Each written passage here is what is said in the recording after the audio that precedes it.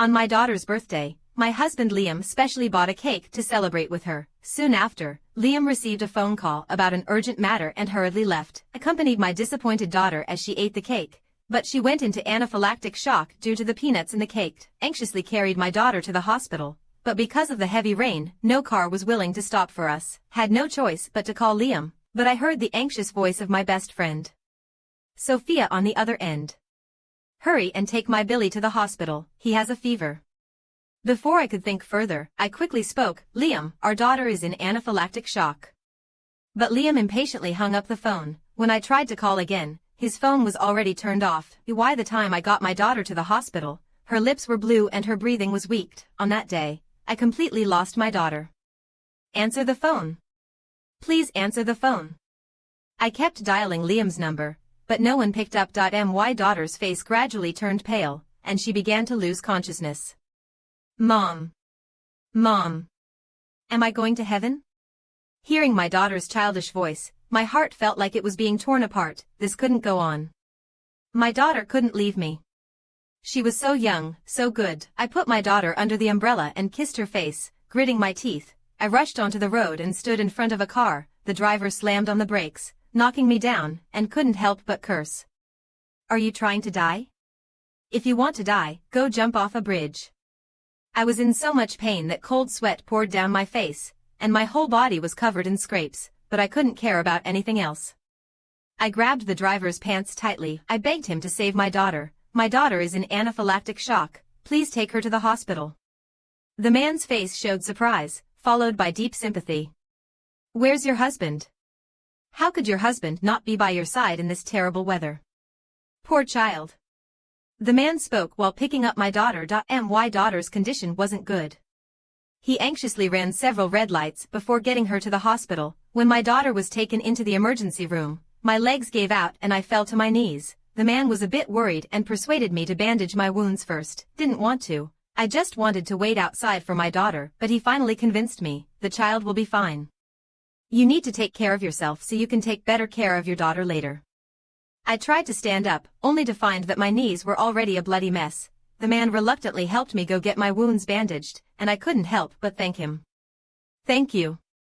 You're so much better than my husband.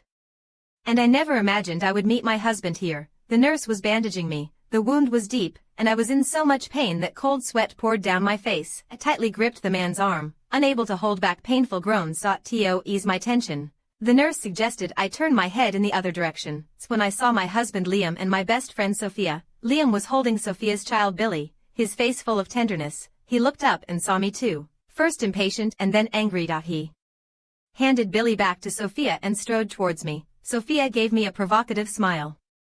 What are you doing? Sophia and I are just friends. And now you've specially found a man to make me jealous. Liam was furious, as if I had committed a terrible crime. Liam and I were college classmates. Both my best friend Sophia and I fell in love with him at first sight. Compared to plain-looking me, he preferred the sexy and beautiful Sophia. Later, Sophia went abroad to study and settled overseas, and he reluctantly chose me. Last year, Sophia divorced and returned to the country. The two of them reconnected, and he even treated Billy better than our daughter. He didn't even know our daughter was allergic to peanuts, and his so-called urgent matter today was to accompany Sophia to take the feverish Billy to the hospital. Liam. Our daughter really is in anaphylactic shock. She's in the emergency room, you can go see for yourself. Liam frowned, seeming to judge the truthfulness of my words. Sophia also ran over with a look of disapproval. Anna, I know you don't like me, but Billy had a fever today, and Liam is the only friend I know here. Even if Liam missed your daughter's birthday because of this, as a mother, you shouldn't joke about your own daughter, right? If it were me, I would never do such a thing. I couldn't bear to let my child suffer such a malicious curse. Sophia held her child, displaying a mother's love. With her back to Liam, Sophia gave me a provocative look. I could no longer control myself and slapped Sophia hard. Am I joking? Am I being unreasonable? I pointed at the bruises on my knees, and even the man beside me couldn't help but testify for me. Sophia held her child, burying her face in Liam's arms with a pitiful look. Liam was very distressed and held Sophia while glaring at me angrily.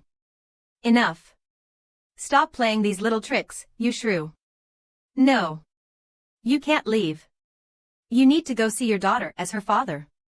But Liam ignored my pleas and left the hospital with Sophia. At that moment, my daughter's condition worsened, signed the critical condition notice with trembling hands as the doctor urgently called out during my anxious wait, William, the man who brought us to the hospital, stayed by my side. He really was a good person, at least better than Liam, and just 3 short days, the doctor issued over a dozen critical condition notices, while my daughter was separated from me by a wall, her life hanging in the balance. On the 4th day, the doctor came out again, instinctively stood up, ready to sign, but found the doctor had no papers in his hand, felt a glimmer of hope. Doctor, has my daughter's life stabilized?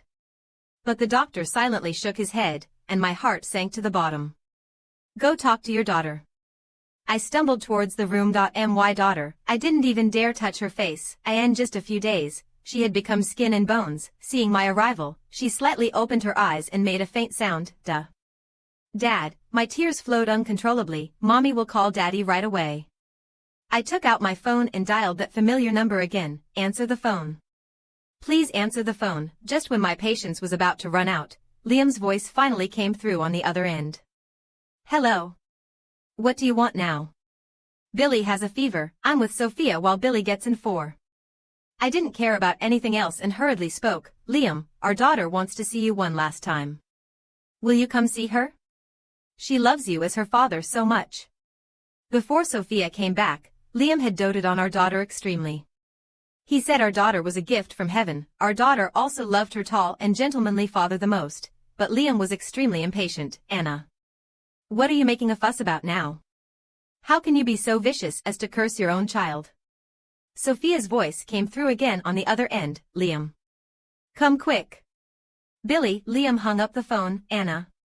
You really don't deserve to be a mother. Yes. I'm not a qualified mother. I let my daughter leave with regrets.